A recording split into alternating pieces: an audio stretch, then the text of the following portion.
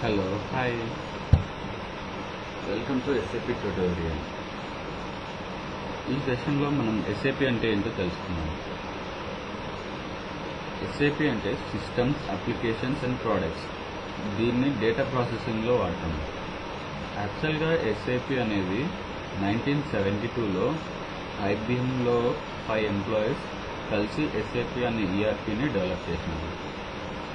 ఈ ఎస్ఏపి అనే ERP system వేరే ఈఆర్పి మోడల్స్ కంటే చాలా పాపులర్ అయింది.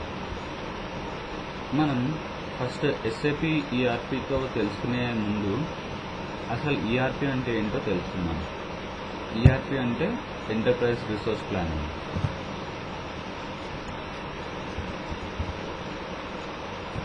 ఎంటర్ప్రైజ్ రిసోర్స్ ప్లానింగ్లో మనకి మార్కెట్లో చాలా ఈఆర్పీస్ అవైలబుల్లో ఉన్నాయి. కానీ అన్ని ఈఆర్పీస్లో కంటే ఎస్ఏపి ఈఆర్పి అనేది చాలా ఫేమస్ అయింది. ఎందుకు అంటే అది ప్రొవైడ్ చేసే ఫంక్షనాలిటీస్ చాలా అట్రాక్ట్ చేస్తున్నాయి అందరినీ, కస్టమర్స్ని. ఫస్ట్గా మనకి మార్కెట్లో ప్రొవైడ్ చేసే ఈఆర్పీస్ ఏమంటే ఒరాకిల్, పీపుల్సాఫ్ట్, ఇంకా డిఫరెంట్ ఉన్నాయి. దాంతోపాటు ఎస్ఏపిలో ఏమంటే మనకున్న అడ్వాంటేజ్, ఎస్ఏపి ఈఆర్పి ఒక్క మాడ్యూల్నే కాదు. లైక్ ఇప్పుడు మనం పీపుల్సాఫ్ట్ తీసుకుంటే హెచ్ఆర్ మాడ్యూల్కి స్పెషలైజ్డ్గా పీపుల్సాఫ్ట్ వాడుతుంది. అలా ఎస్ఏపిలో మనకి హెచ్ఆర్ మాడ్యూల్ ఉంటుంది, ఫికో మాడ్యూల్ ఉంటుంది, ఎంఎం మాడ్యూల్ ఉంటుంది. అన్నీ కలిపి ఇంటిగ్రేట్ అయ్యి ఎస్ఏపి మాడ్యూల్ ఉంది. అందుకోసమే ఈ ఈఆర్పి మాడ్యూల్ అనేది చాలా ఫేమస్ అయింది. మనం కానీ చూసుకుంటే ఎస్ఐపి అనేది R3 స్ట్రక్చర్ ఉంటుంది. R3 స్ట్రక్చర్ అంటే మనం మెయిన్గా చూసుకుంటే ఫస్ట్ మీకు టైర్ ఆఫ్ ఆర్కిటెక్చర్స్ చెప్తాను. టైర్ ఆఫ్ ఆర్కిటెక్చర్స్ అంటే మనకి అప్లికేషన్ లేయర్ ఉంటుంది, అప్లికేషన్ లేయర్ ఉంటుంది, ప్రెజెంటేషన్ లేయర్ ఉంటుంది, డేటాబేస్ లేయర్ ఉంటుంది. ఇక్కడ మనం చూస్తే మనది 2 టైర్ ఆర్కిటెక్చర్. ఈ 2 టైర్ ఆర్కిటెక్చర్ ఏమంటే మనం ఇక్కడ మీరు చూస్తున్నారు కదా యూజర్ పీసీస్ అని. యూజర్ పీసీస్ అనేవి ప్రెజెంటేషన్ లేయర్. ఈ డేటాబేస్ అండ్ అప్లికేషన్ లేయర్ మనకి ఏమంటే డేటాబేస్ లేయర్ అంటే డేటాబేస్ సర్వర్ అంటే అది మనం ఇచ్చిన డేటా మొత్తం సేవ్ చేసుకుంటుంది. అప్లికేషన్ సర్వర్ అంటే అప్లికేషన్ లేయర్లో మనం ఇచ్చిన డేటాని క్యాలిక్యులేషన్స్ చేయడానికి అప్లికేషన్ సర్వర్ యూజ్ చేస్తుంది. అంటే అప్లికేషన్ సర్వర్లో బిజినెస్ లాజిక్ ఉంటుంది. ఫస్ట్గా మనం ఇచ్చిన డేటా ప్రెజెంటేషన్ లేయర్లో, అంటే మనం స్క్రీన్లో ఏదైనా ఇస్తాం అది ప్రెజెంటేషన్ లేయర్. ఆ ప్రెజెంటేషన్ లేయర్ నుంచి అప్లికేషన్ లేయర్కి వెళ్తుంది. అప్లికేషన్లో బిజినెస్ లాజిక్ ఎగ్జిక్యూట్ అయ్యి అది డేటాబేస్ లేయర్ నుంచి కావాల్సిన వాల్యూస్ ఫెట్ చేసుకొని మళ్ళీ ప్రెజెంటేషన్ లేయర్లో చూపిస్తుంది. కానీ ఇక్కడ మనది 2 టైర్ ఆర్కిటెక్చర్. 2 టైర్ ఆర్కిటెక్చర్ అంటే ఓన్లీ ప్రెజెంటేషన్ లేయర్ ఉంటుంది, డేటాబేస్ అండ్ అప్లికేషన్ లేయర్ కంబైన్గా ఒక దాంట్లో ఉంటుంది. దీంట్లో రిస్క్ ఫ్యాక్టర్స్ ఎక్కువ ఉన్నాయని ఎస్ఏపి వాడు 3 టైర్ ఆర్కిటెక్చర్ ఇంప్లిమెంట్ చేసినాడు. అంటే దేనికి అది సపరేట్. మనం ఫస్ట్ మీకు చెప్పాను కదా ఇందాక, మనకు ప్రెజెంటేషన్ లేయర్ ఉంటుంది. అంటే యూజర్ పీసీలో మనం ఏదైనా కావాలని చెప్పి ఎంటర్ కొడితే ఆ ప్రాసెసింగ్ అంతా జరిగి అప్లికేషన్ సర్వర్కి వెళ్తుంది. అప్లికేషన్ సర్వర్లో బిజినెస్ లాజిక్ ఎగ్జిక్యూట్ అయ్యి డేటాబేస్ లేయర్కి వెళ్తుంది. అంటే డేటాబేస్ లేయర్లో మనకు డేటాబేస్ ఉంటుంది. డేటాబేస్లో ఉండే వాల్యూస్ని, ఆల్రెడీ ఉన్న వాల్యూస్ని, లేదా మనం కావాలనుకుంటే స్టోర్ చేసుకోవచ్చు. లేదా ఆ డేటాబేస్ సర్వర్లో ఉన్న వాల్యూస్ని ఇక్కడ తీసుకొని మళ్ళీ అప్లికేషన్ సర్వర్లో బిజినెస్ లాజిక్ ఎగ్జిక్యూట్ అయ్యి మళ్ళీ ప్రెజెంటేషన్ లేయర్లో మనకు చూపిస్తుంది. ఇది 3 టైర్ ఆర్కిటెక్చర్. మనకి మెయిన్గా ఎస్ఏపి R3 ఆర్కిటెక్చర్ అంటే ఇలా ఉంటుంది. ఎస్ఏపి GUI అంటే గ్రాఫికల్ యూజర్ ఇంటర్ఫేస్ అంటే ఇదంతా ప్రెజెంటేషన్ లేయర్. మీకు చెప్పాను కదా ఇందాక ఇక్కడ అప్లికేషన్ సర్వర్ అని ఉంది. అప్లికేషన్ సర్వర్ అంటే ఏం లేదు, అప్లికేషన్ లేయర్. తర్వాత ఇక్కడ డేటాబేస్ సర్వర్ అని ఉంది. డేటాబేస్ సర్వర్ అంటే ఏం లేదు, డేటాబేస్ లేయర్. మనము GUI నుంచి, అంటే GUI అంటే గ్రాఫికల్ యూజర్ ఇంటర్ఫేస్, అంటే మనకి కంప్యూటర్ మీద కనిపించే స్క్రీన్. మనకి ఎస్ఏపిలో ఎలా ఉంటుందంటే మనం ఏదైనా సరే ఒక స్క్రీన్ నుంచి ఇంకో స్క్రీన్కి, అంటే మనం ఎస్ఏపిలో ఏదైనా ఇంటరాక్ట్ అవ్వాలంటే మనకి ట్రాన్సాక్షన్ కోడ్స్ అనేవి ఉంటాయి.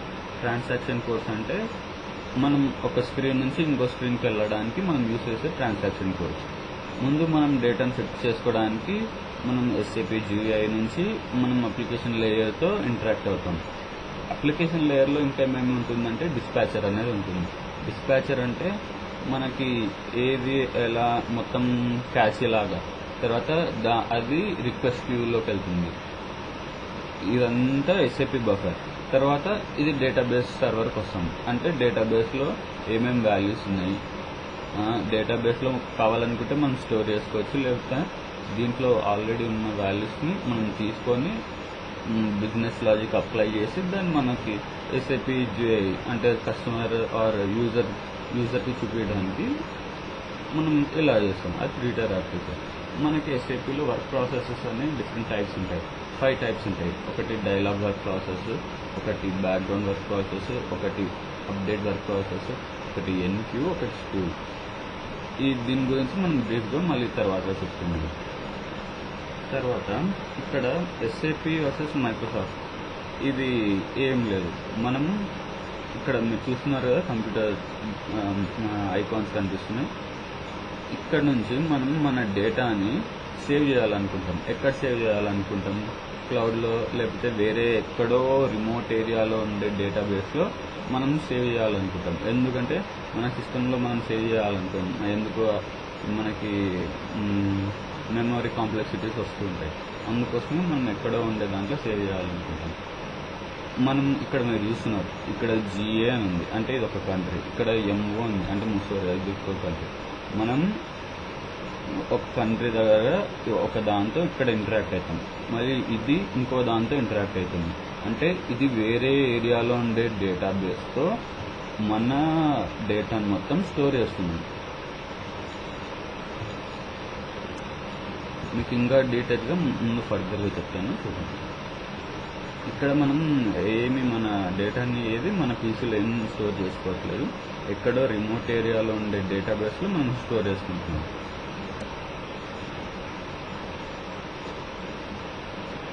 ఇంకొకటి ఏమంటే SAPలో ప్రతి ఒక్కటి మనం ట్రాన్సాక్షన్స్ చేసేటప్పుడు, అంటే ఆపరేషన్స్ పర్ఫామ్ చేసేటప్పుడు ఏది కూడా మీకు 100% కరెక్ట్ అయితే సేవ్ చేయాలి, లేదంటే ఆ టోటల్ డేటాబేస్ని ఎఫెక్ట్ చేస్తుంది.